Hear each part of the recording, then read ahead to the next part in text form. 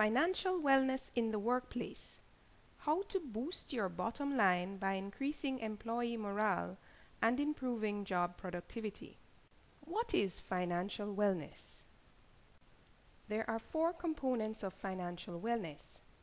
Firstly, you need to consider your financial state of affairs. Are you making enough money to pay your bills, or are you living on the edge? How do you feel about your financial situation? Are you worried and stressed, or are you comfortable when you think about money? What do you do with your money? Do you save regularly, or do you spend more than you earn? Finally, what do you know about money? Are you a savvy investor, or are you clueless about financial terms? There's a big problem in your workplace. The big problem in many workplaces is that employers are not aware that the financial well-being of their employees has a major impact on company profitability. In fact, E. Thomas Garman, president of the Personal Finance Employee Education Foundation, a non-profit organization that educates employers on the benefits of workplace financial education, has said that employees with money problems are like sharks swimming around the workplace, taking bites out of the bottom line. The poor money habits of employees cause them to suffer from various money problems. People with unhealthy financial practices usually don't have a budget and spend more than they earn. They have inadequate savings for short-term and emergency needs. They depend on credit for consumer purchases, and they often have no plans for financial goals such as home ownership and children's education. Employees with poor financial practices also have insufficient insurance to manage their personal risks. They take unwise investing risks and often lose money. They have inadequate investments to build a retirement nest egg, and they have no estate plans to transfer their assets upon death. When people are faced with these serious money problems, they experience financial distress. Financial distress is characterized by negative feelings about and reactions to one's financial situation. Research has shown that people with money problems usually end up being tense, worried, and depressed. The Center for Financial Social Work has stated that money issues are the greatest stressors in people's lives.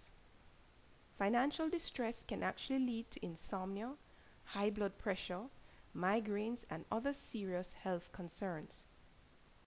While it may be clear that people's money challenges affect their personal lives, it may not be that obvious that these troubles also negatively impact the workplace.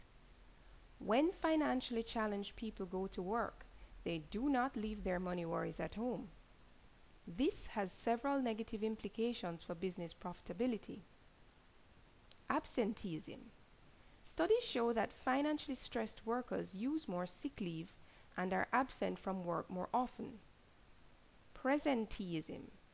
Although employees are at work, they spend time on activities unrelated to their jobs, such as talking to creditors. The Integrated Benefits Institute has declared that presenteeism can account for 3 times more lost work time than absenteeism. Health concerns. Unhealthy workers produce lower quantity and quality of work and bring higher health insurance costs. Other negative effects of employees' financial distress include work conflicts, tardiness, incomplete work tasks, and accidents can result when workers' personal issues interfere with their jobs. Pay dissatisfaction. Studies show that financially distressed workers are less satisfied with their pay regardless of the amount they make and are always seeking pay raises. And finally, lack of commitment. Employees' disenchantment with work can lead to lack of pride in their jobs and negative feelings about their employers, which can be transmitted to other workers. How do these various problems affect a company's bottom line? When employee morale and motivation is reduced, there is a reduction in job productivity. Some studies have shown that this can be as much as 20 hours per month per employee. Workplace accidents may also increase, as it has been determined that as much as 60 to 80% of accidents at work are due to employee stress. Health insurance costs are affected, as unwell employees make more health insurance claims. When workers are facing financial needs, they are more likely to succumb to the temptation to steal from the workplace, and the use of drugs to reduce their stress is another possible outcome. The end result is that the Human Resource Department is kept occupied with these costly distractions. So, what is the solution to this big problem? How can employers address the various issues that financially distressed employees bring to the workplace? Here's the answer. The Personal Finance Employee Education Foundation recommends that companies should provide employees with access to high-quality, basic financial education that increases their financial literacy and changes their personal financial behaviors. Some employers believe that their workers' financial issues should not be their concern. However, personal financial education is the duty of all employers. Firstly, studies have shown that employees' personal financial problems pose a risk to company profitability. Also, responsible employers should be the stewards of their workers' well-being. Providing financial education will show employees that the company cares about them. Another reason is that financial challenges can be a pervasive problem, as changing negative financial habits takes time. Since many people spend most of their time at work, it is the best place to accomplish this. A 2000 Fannie Mae study confirmed that workplace financial education is the venue for reaching most people. Providing meaningful financial education can be challenging for employers. Firstly, it may be difficult to determine the true underlying causes of employee distress. Some persons may hide their problems due to shame or ignorance, and employers may even face resistance from the workers who are most in need.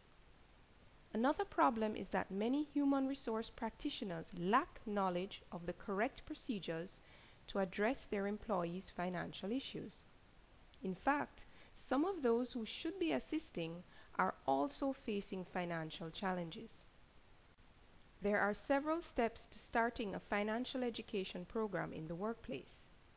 Employees must first be sensitized about the need for this assistance, and employers should get buy-in from trade unions and associations to promote it as a worthwhile employee benefit. Ongoing research should also be conducted to gauge its effects on the bottom line and employee well-being. A comprehensive financial wellness program should include carrying out assessments to ascertain the financial education needs of the employees, offering financial presentations and workshops on company time, and retaining financial counselors for confidential individual coaching. Longer-term strategies should consist of the training of human resource personnel to assist workers with financial problems and developing structured financial wellness company policies and procedures. To find out more about the corporate financial wellness solutions offered by Financially Smart Services, please email us at admin@financiallysmartonline.com.